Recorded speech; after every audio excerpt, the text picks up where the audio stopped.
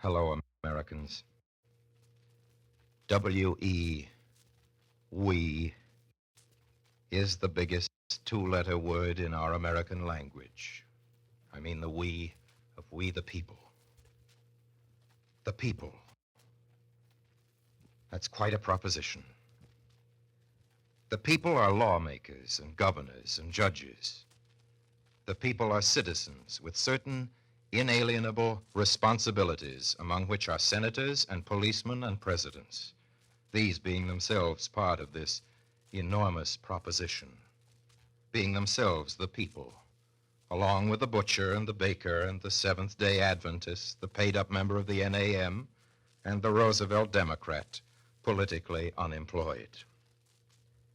The people is heroic and suicidal, dangerous and foolish in parts, and in other parts quite hopeful and beautiful, depending, of course, on you, on what part you're standing in the whole, and in what humor you look at the rest. You're part of it as I am. The people is not everybody else. The people is everybody, and that takes in you, whether you vote as Republican or Democrat, whether you vote or not. We, the people, elect our representatives or tolerate them. Our government is what we make it or what we suffer it to become. In some dozen brave recent years, our government, in a majority of matters, spoke for the majority of us. But we, the people, are never a mere majority. No, we, this grand, mind-staggering we, are neither an administration decisively elected nor the winning side of an opinion poll. No, the of, by, and for of our government is not most of the people. Yes, it is all of us, simply and absolutely all of us.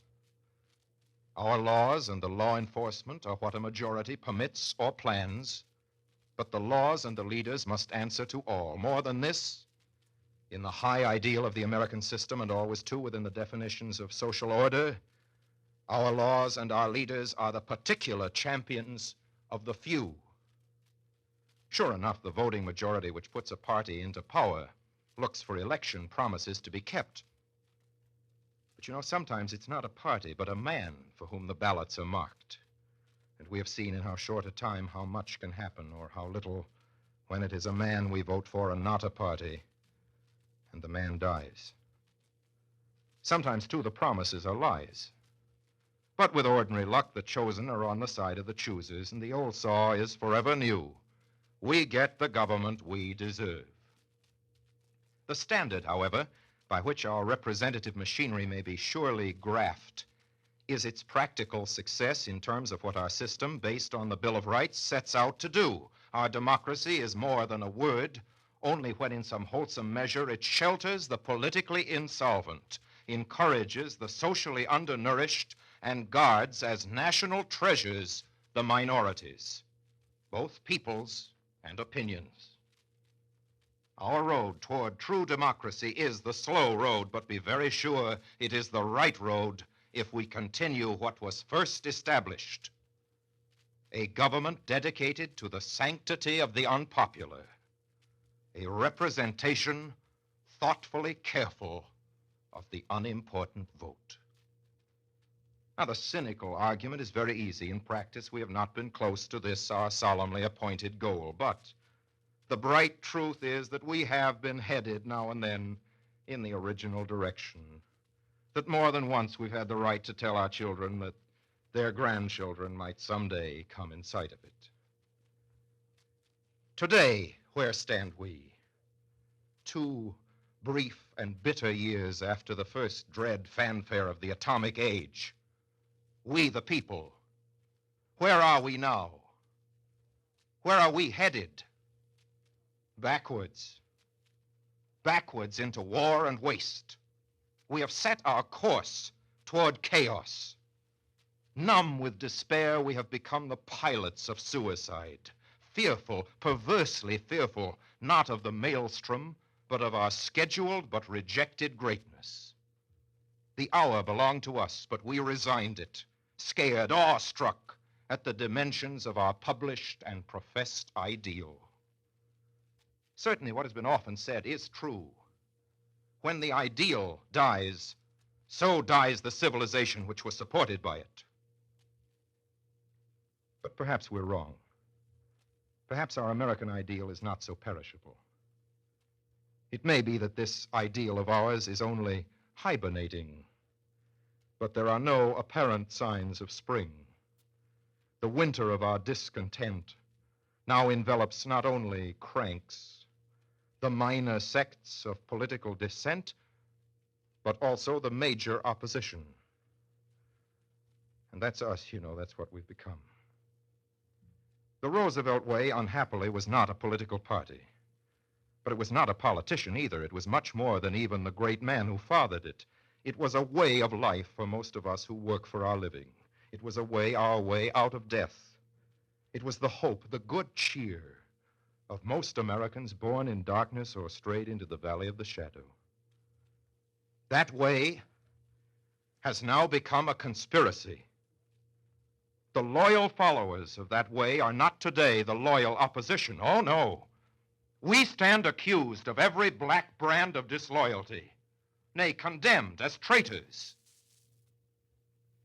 We, the spokesmen of a method at home and an attitude abroad, which the American majority in this most recent presidential election heartily and unmistakably endorsed, we are no longer spokesmen because we cannot speak. Not one of us is small or casual enough to have escaped attention.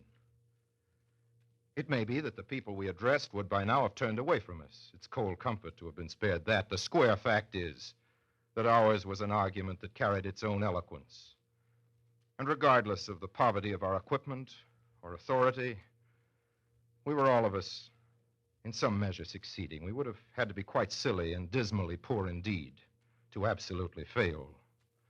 Our radio voices were not crying in the wilderness. America was not a wilderness.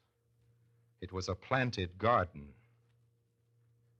Now, radio commentary, like all personal journalism, may tend toward irresponsibility, but we were on the side of something bigger, much bigger than ourselves, and so we didn't absolutely fail.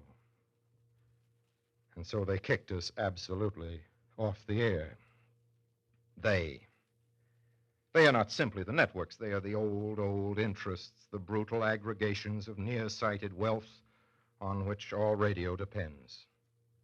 The spokesmen here concerned, and with whom I'm proud to number myself, are the radio commentators, because it is with radio and this strange new radio silence that tonight's meeting is dedicated. There are still some newspapers openly for sale in scattered communities whose editorialists permit themselves the old-fashioned American luxury of criticism. Here and there a suggestion that the Truman Doctrine may not, after all, have been handed down from some new Sinai is permitted to get into print. But the proportionate relationship between newspapers and the popular liberal outlook and the radio has been most dramatically pointed up in at least 3 elections. Franklin Roosevelt won his campaigns, all of them, on the radio. We who call ourselves Roosevelt's kind of Democrats, who would campaign for the Roosevelt way, and who can't call ourselves Roosevelt's kind of orator, but we must depend, as he did, on the networks. Freedom of assembly assumes a place of meeting where a group can gather. Airtime was our meeting hall, and we are now denied its use. We were no prophets, latter day or otherwise. It was simply our attempt to encourage a continuity of this Roosevelt way, and we were offered this alternative: a killing censorship by Roosevelt's old enemies.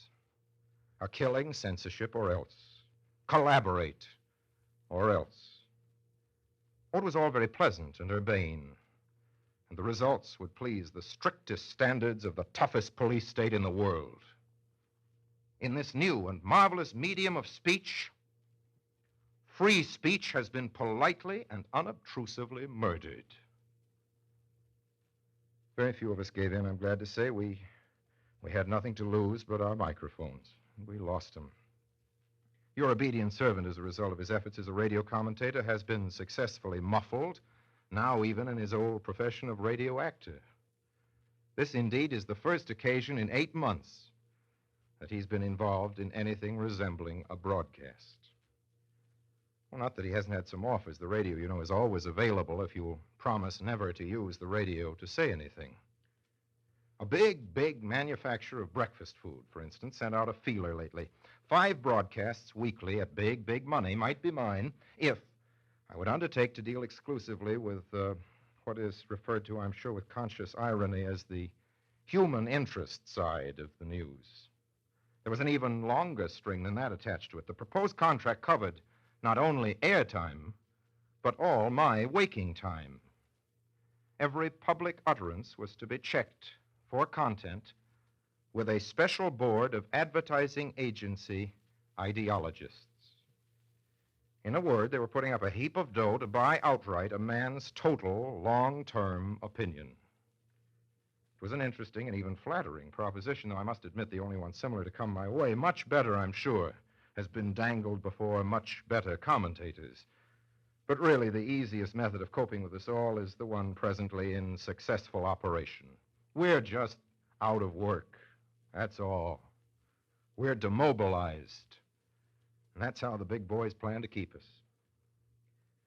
Now, I can't ask you to make of my personal return to radio a public crusade. It's more than possible that radio is happier without me and better off. But I can speak for my fellow spokesmen, and I do. They were most necessary debaters. The debate was most necessary. Now the debate is closed. It must be opened. And just here, the purpose of this rally reaches into the purposes of the enormous proposition, spelled with 2 letters, the mighty we. It is the people's business that the people's business be freely discussed. On the platform, in the press, and on the radio, the American and world dilemma must be dealt with fairly and by all concerned. This new radio silence must be broken now. Something more than peace and plenty depend on it. The proposition itself depends on it.